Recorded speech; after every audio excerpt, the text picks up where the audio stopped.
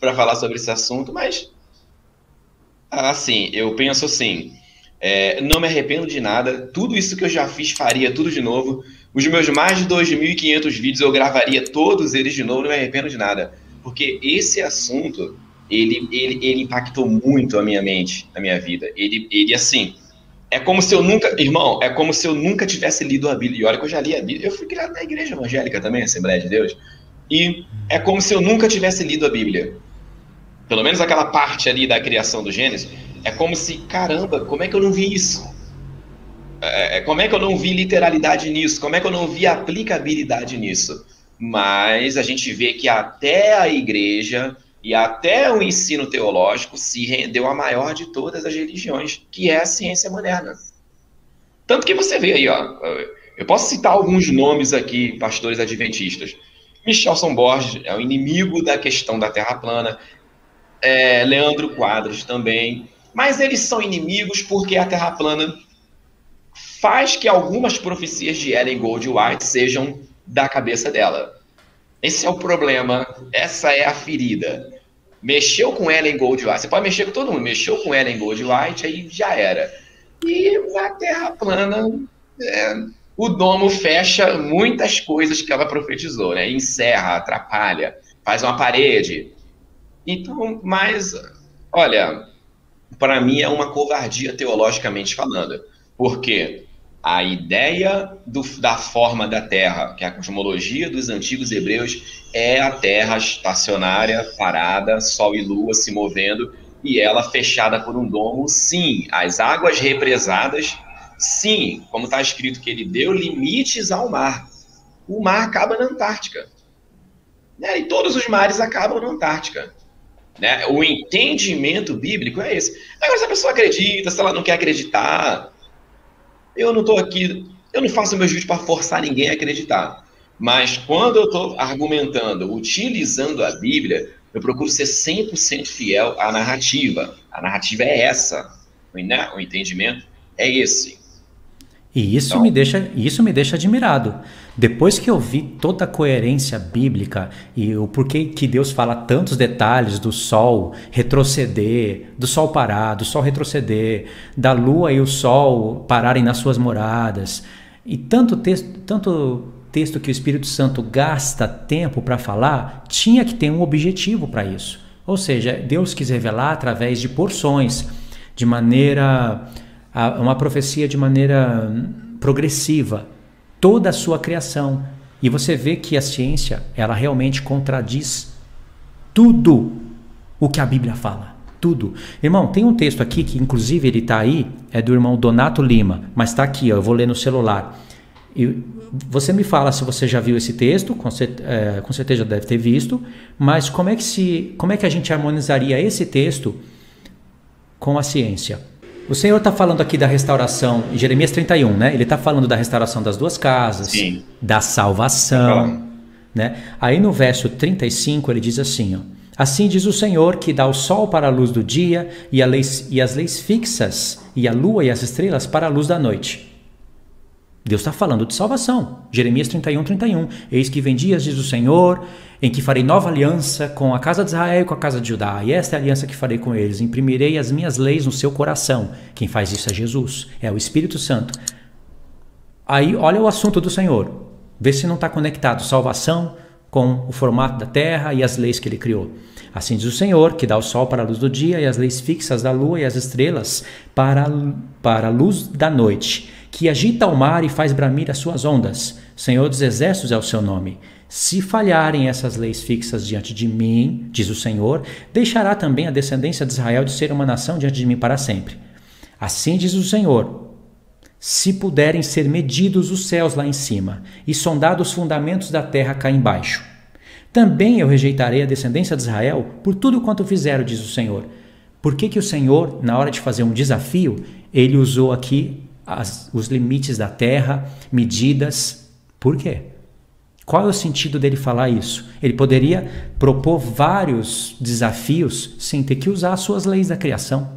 Mas ele usou. Agora, a NASA fala que entre a Terra e o Sol tem quantos? 150 milhões de quilômetros? É isso? 150 milhões. 150 milhões de quilômetros de distância, é isso mesmo? Entre um e outro. E o Sol? É quantas mil vezes maior que a Terra? E a Terra cabe 1 milhão de vezes dentro do Sol. Então, Olha só a profundidade desse texto que você falou aí. Não, termina de falar que eu falo. É que eu fico empolgado às vezes. Termina de não é falar. isso, pode Aí falar. Você já captou o que eu queria falar. É isso daí. Não, então assim, eu vejo assim, irmão Luiz, não tem uma narrativa bíblica, se tiver, me corrija aí ao vivo, eu não tenho problema de ser corrigido, mas eu não me lembro de um versículo bíblico que a Terra é diminuída em relação aos outros astros. É ao contrário, a Terra sempre tem um papel especial, ela é o centro, o Sol foi feito para iluminar a Terra, a Lua foi feita para iluminar a Terra e as estrelas foram feitas para iluminar a Terra. A ciência moderna, ela diminui a Terra e supervaloriza os astros. O Sol, a Terra cabendo dentro do Sol. Uma estrela, uma gigante vermelha, engole tudo e acaba com tudo. A coisa principal. Caiu aqui, voltou. Voltou, tô te ouvindo. Comeu só um pedaço da frase, pode falar. Então, a Terra como assim, a peça principal. Aí esse texto que você colocou aí, eu estou entendendo o seguinte: será que Deus, o Criador de tudo, ele iria propor um desafio que ele teria a possibilidade de perder? Porque É se isso alguém daí. conseguir medir... É isso daí. Oi, irmão, tem vários textos que Deus... Você acha que ele daria um tiro no próprio pé? Eu acho que não. Não, mas como que Mas se vai lá. harmoniza? Vamos lá, vamos tentar. A gente conhece as leis da Terra esférica, né? Mais ou menos, e você conhece bem mais. Se a gente fosse tentar harmonizar, como que a gente faria isso? Ah, é uma linguagem simbólica? Será que é essa mesma fala para tudo? Não, isso é uma linguagem simbólica. Faz sentido isso, Não, não? pois é. Você tem que ser, é o que eu costumo falar aqui, não é ofendendo as pessoas, mas teologicamente eu chamo isso de covardia. Covardia teológica. Você tem que pegar e rasgar essa página da Bíblia, então, porque encaixar no modelo de Nicolau Copérnico, aí, 1530 para cá, heliocêntrico, não tem como, cara. Eu não vejo em parte alguma da Bíblia a Terra esférica se encaixar. Nenhuma. Então, é Entendeu? um desafio que Deus propôs para o homem, sabendo que ele não ia perder, mas é um desafio que faz parte da restauração de todas as coisas. Esse texto entraria naquela gama de textos que nós usaríamos para restaurar a verdade a respeito disso. E lembrando, 7 versos antes, ele estava falando da salvação. Não é? Agora, irmão, olha que curioso. Ou Eu não sei seja, se como que esse assunto não seria importante? Assim, está no coração de Deus esse assunto. Primeira coisa, no princípio criou Deus os céus e a terra. Ele já começa a falar de criação. E ele desenvolve a linguagem para a gente meditar. E não é só esse texto, viu, irmão, que tem. Tem mais textos como esse que a gente desconhece. É que eu não fiz aqui a busca dos textos, mas olha só. Nós estamos falando do Sol e da Lua, né? Como o Senhor disse aqui em Jeremias 31.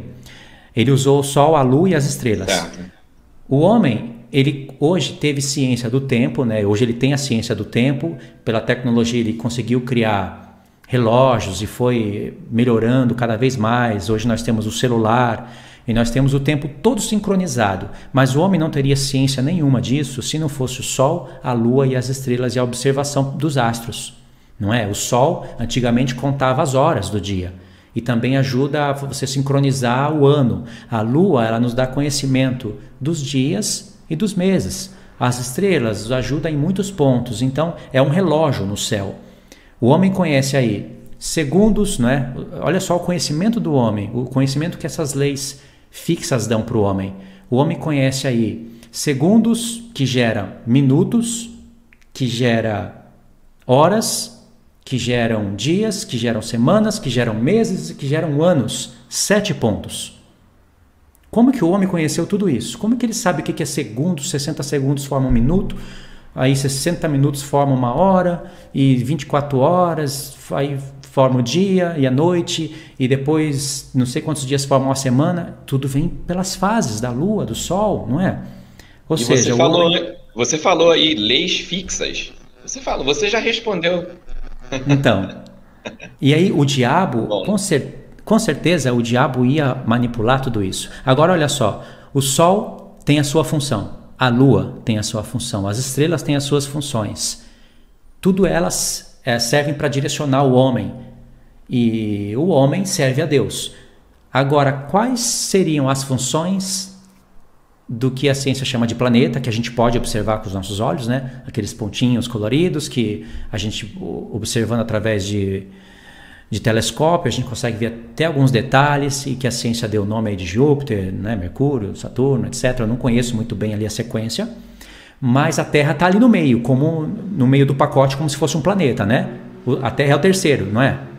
Do Sol. O Sol é o Deus, aí sim, depois sim. vem a Terra é o Nessa terceiro. ordem, sim, terceiro.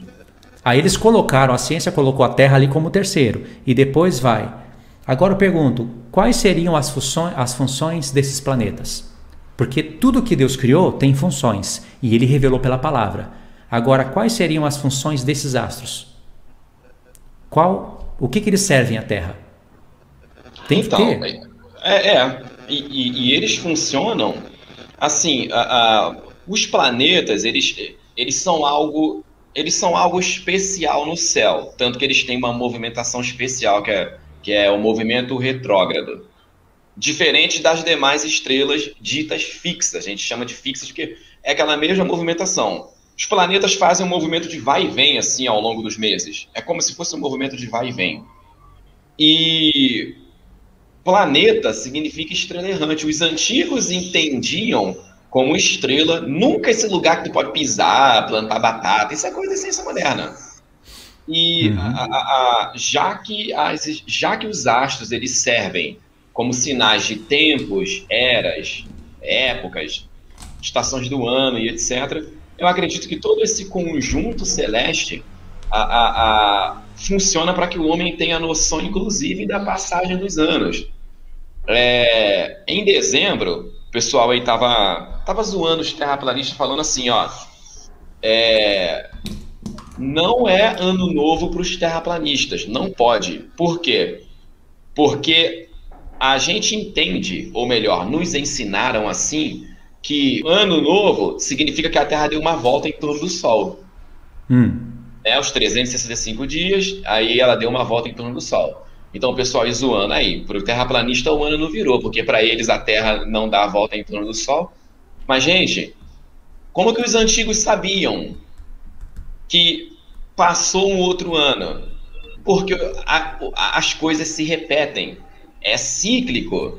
Eles observavam o céu e a movimentação das estrelas é que mostrava para eles que havia se passado um ano, e automaticamente as estações do ano. Primavera, verão, outono e inverno. Em cada uma dessas estações, tanto as estrelas fixas como as errantes estão numa posição. Então eles viam que isso mudava e depois voltava para o princípio. E é o que acontece até hoje. A coisa só se repete, é cíclico. São leis fixas. É o que você leu aí em Jeremias. Então, irmão, lembra que eu te falei que tinha algo para falar? Lembra que eu falei que tinha algo para falar sobre isso, que eu iria chamar ainda de teoria? Isso. Manda ver aí, manda ver que eu quero ouvir. Então, não é um assunto, olha, não é um assunto fácil, exige meditação. Pode ser que eu esteja errado em alguns pontos, mas vê bem, uma hora, vira e mexe, você vai encontrar pessoas falando de estrelas errantes, não é?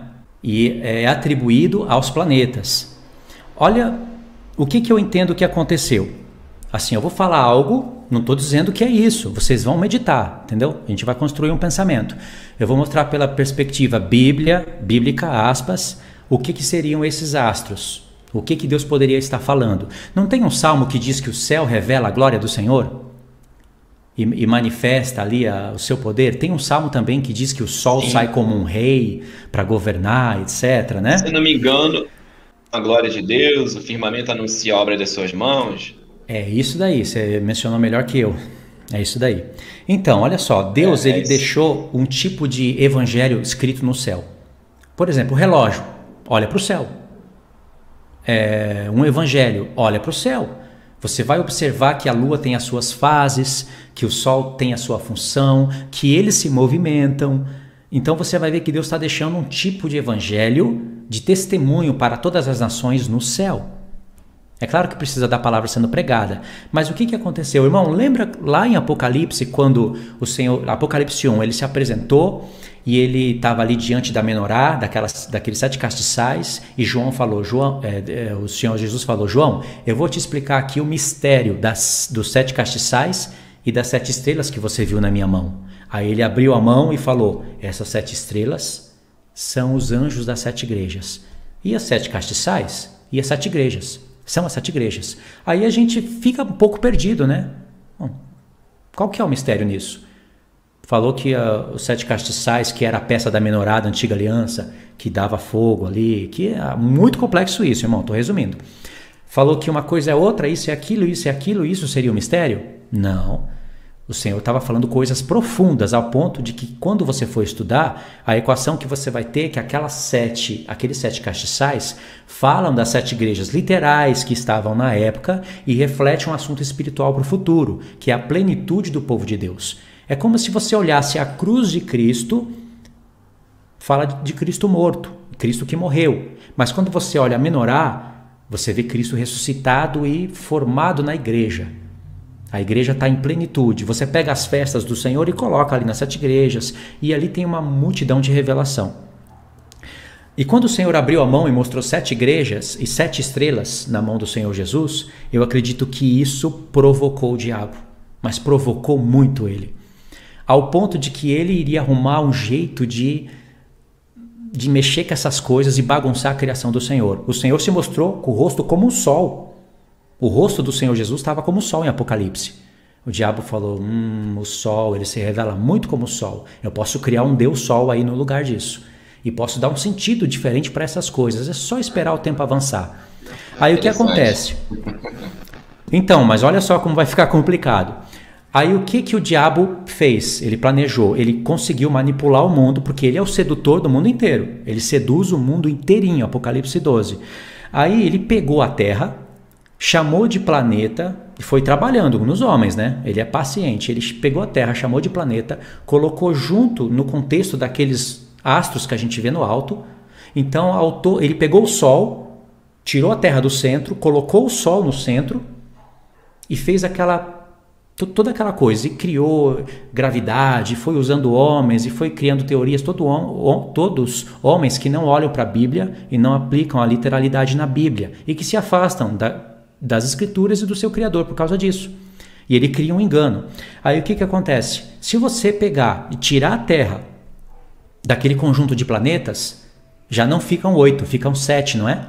Imagine, pega a Terra agora, tira ela daquele terceiro ponto, tira o Sol, Exato. Coloca a Terra no lugar do Sol, pega o Sol, diminui ele bem pequenininho, deixa uma bolinha bem pequenininha, coloca ele no alto, aí ficam 7. Tá pegando o que eu tô querendo dizer? Tô, com certeza. Fora a briga que tem aí se Plutão é ou não um planeta, e rebaixaram ele e tal, mas eu tô entendendo o que você está querendo dizer. Vai chegar lá nos 7 castiçais, se não me engano, né? Vai chegar aí, olha só. Aí, irmão, a gente fala... exige muita meditação, mas fica aí para os irmãos meditarem.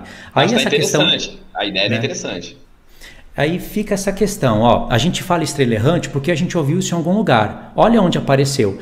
Você me permite aí, irmão, falar uns 10 minutos? Depois eu jogo a bomba em cima de vocês. Me fala o que você pensa sobre isso. Ó, só um pouquinho aqui. Nós já estamos com 1h15 de live. Quando eu trago uma pessoa que é a primeira vez, eu costumo não segurar ela muito, não, até porque a pessoa pode, fiquei lá, falei pra caramba. Para mim tá um tempo ótimo de live. Quer continuar falando? Tá tranquilo, tá? 10 minutos eu termino isso. Você que manda. Acredito que haverá outras. Depois você me convida lá no teu canal também. Mas pode falar. Se você, por mim, ó, eu deixo o convidado bem à vontade. Pode ir, tá tranquilo. Beleza. Vamos lá. Depois eu também quero te fazer algumas perguntas que eu preciso entender algumas coisas que eu não entendo. Claro, e eu acho que você vai conseguir explicar para o pessoal. Aí, irmão, Judas 1, verso 13... é onde aparece o texto que a gente repete, a gente usa. Olha só, Judas está falando assim. Ai deles, Judas 1, verso 11, porque prosseguiram pelo caminho de Caim e, movidos pela ganância, se precipitaram no erro de Balaão e pereceram na revolta de Corá. Estes homens são rochas submersas.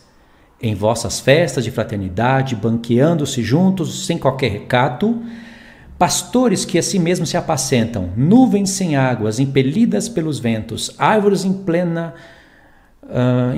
estação de frutos, desses desprovidas, duplamente morta, desarraigadas. Está aqui agora, ó. Ondas bravias do mar, que espumam as suas próprias sujidades, e estrelas errantes, para as quais tem sido guardada a negridão das trevas para sempre. Ó, estrelas errantes. Ele está comparando homens rebeldes que se desviaram dos mandamentos de Deus com estrelas errantes. Da onde Judas tirou isso? No contexto ele vai citar Enoque, não vai? E no livro de Enoque, o Senhor mostra 7 rochas queimando, ardendo em fogo no alto. No alto. E aí Enoque fala para o anjo, o que são essas rochas? Aí lá está escrito, elas são estrelas errantes, que não compareceram no tempo determinado para se reverenciarem diante do Senhor, pelo que o Senhor as prendeu e colocou no alto. Ou seja, o Senhor, quando teve a rebelião no céu, alguns anjos ele aprisionou debaixo da terra, como Judas fala aqui. Outros ele deixou aí na terra para provocar os homens, para tentar os homens. Não que o Senhor tenta os homens, mas para pôr em prova. São espíritos que estão aí na terra. Outros ele prendeu no céu. E o Senhor escolheu 7 delas e aprisionou no céu. Vai prestando atenção. Isso aqui é uma teoria. Eu usei o livro de Enoque, mas você pode dizer, eu não acredito em Enoque. Eu vou mostrar na Bíblia isso. Não, estou entendendo. Perfeito. Estou entendendo. Eu já estou entendendo. Estou entendendo. Tá entendendo, excelente. Né? Pode ir. Eu nunca parei para pensar, mas é aquilo.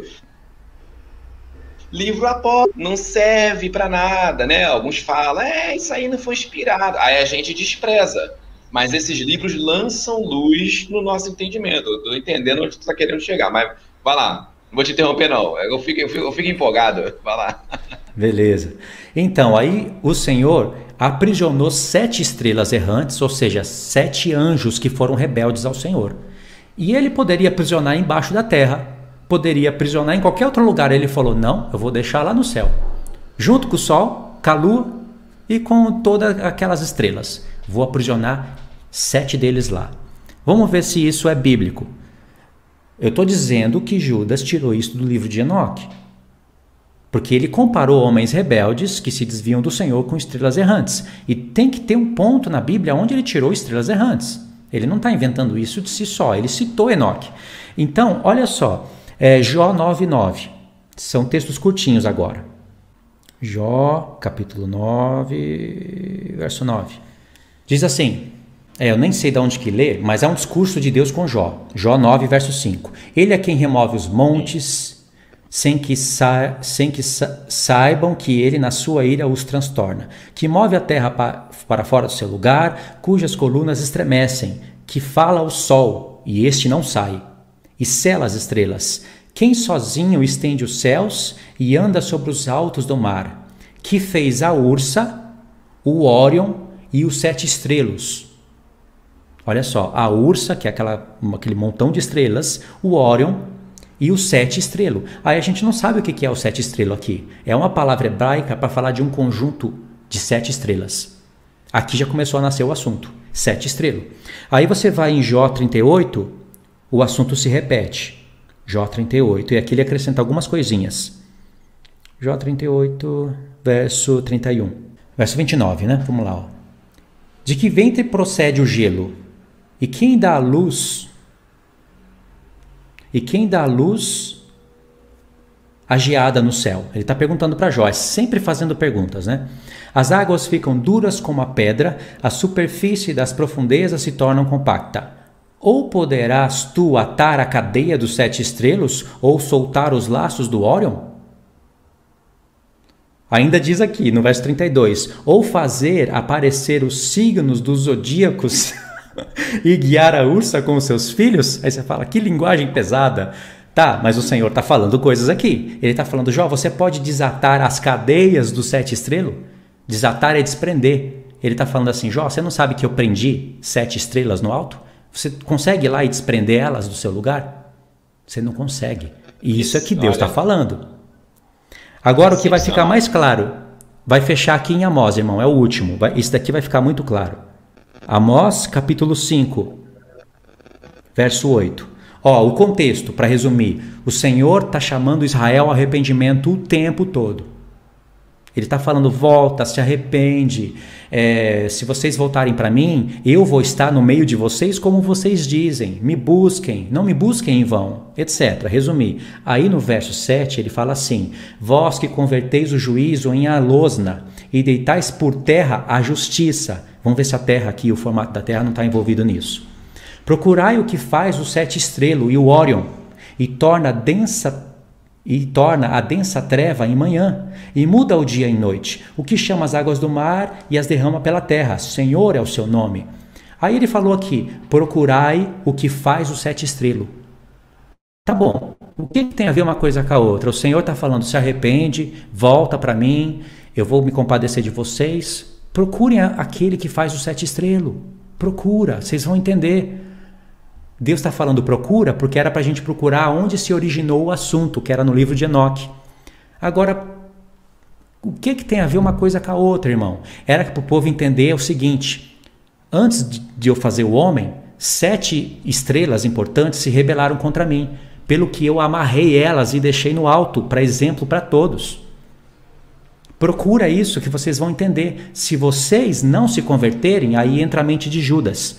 Esses homens que se banqueteiam convosco, que são pastores que apacentam a si mesmos, são como estrelas errantes. Olha só, o Senhor, assim como aprisionou essas estrelas errantes no alto, ele vai aprisionar homens. Aí Judas fala, esses foram feitos para serem aprisionados. A mesma linguagem. Aí vamos para o esquema todo. Judas está falando de algo profundo, que se originou em Enoque, que aparece em Jó e que aparece em Amós. Aí quando o Senhor Jesus ele abre a mão e mostra para João 7 estrelas, ele está mostrando todos aqueles filhos de Deus. Estrela fala de ressurreição na Bíblia, o homem foi feito do pó da terra, mas vai ser como as estrelas do céu. E uma plenitude, um conjunto de 7 estrelas que seria a sua esposa e que são livres, que não são aprisionadas. Por isso que ele conectou 7 estrelas com as 7 igrejas. Quando o diabo viu isso, ele entendeu a mensagem. Ele falou, miserável, está atacando na minha cara o que ele fez. Mas ele vai ver o que eu vou fazer no futuro. Aí ele bagunçou a organização do sistema que o Senhor criou, pegou o Sol, tirou a Terra do centro, colocou o Sol, catou a Terra, colocou como planeta, e agora a gente vê o Sol como o Deus lá enorme, né, gigantesco, e aqueles planetas sem função nenhuma. Agora, pela perspectiva da Bíblia, a gente vê que essas estrelas têm uma função. É avisar todo homem. Toda vez que você olhar para o alto, lembra que o Senhor aprisionou anjos, ele vai aprisionar você se você se rebelar contra os mandamentos. Porque foram pessoas que tinham os mandamentos do Senhor. E diz lá no livro de Enoque que são anjos que não compareceram nos tempos determinados. E a palavra tempo determinado na Bíblia é usado para as festas. Ou seja, quais são as festas do Senhor para a gente hoje? A Páscoa, os asmos, as primícias, o Pentecoste. O Senhor é o nosso Cordeiro Pascual. Primícias é vida de ressurreição. Pentecoste é o poder do Espírito Santo. Trombetas é anunciar o Evangelho. Dia da expiação é quando o Senhor vem e tabernáculos é o milênio. Se a gente se rebelar contra isso daí, que são 7 festas, ele também vai aprisionar as pessoas. O que eu entendi é que o Senhor está dando um recado, tipo assim, no céu tem o sol, que é o sol da justiça, a lua, que é comparada à glória da igreja, as estrelas que falam de ressurreição, mas também tem os rebeldes. Ou seja, o evangelho está no céu, sendo pregado, e o diabo distorceu isso, desconfigurou tudo, ao ponto de que a gente não sabe nem falar muito bem o porquê que aquelas coisas estão no céu, qual é a função desses 7 planetas, que não são planetas, são estrelas errantes. Então, isso daqui eu chamei de teoria como respeito à mente dos irmãos que talvez ainda não tenha entendido o que eu estou querendo dizer. Mas eu acredito nisso como uma perspectiva bíblica, que eu acredito que é essa a mensagem que o Senhor está dando. Olha, excelente. Assim, eu tenho nem muito o que falar. tão impactado. Isso é uma revelação, sim. É uma revelação, é o que você falou, do ponto de vista bíblico. Olha, eu fico pensando assim, realmente teve na nossa cara e a gente não via. Você tá vendo como a discussão da Terra plana parece que a gente está lendo a Bíblia tudo de novo? Você Com tá os vendo onde a olhos gente mais... chegou? Onde a gente chegou Que falando de isso, terra velho? plana? Pelo amor de Deus, é assim. Eu nunca parei para pensar nisso que eu ouvi, isso tudo que você falou. Irmão, eu nunca Assim, falei isso no canal. Nunca falei isso no e tá canal. na Bíblia. Quantas vezes eu já li isso, meu Deus do céu? Mas, cara, assim, esse assunto realmente é muito importante. E é por isso que tem tanta fúria contra ele. Tem tanta perseguição midiática.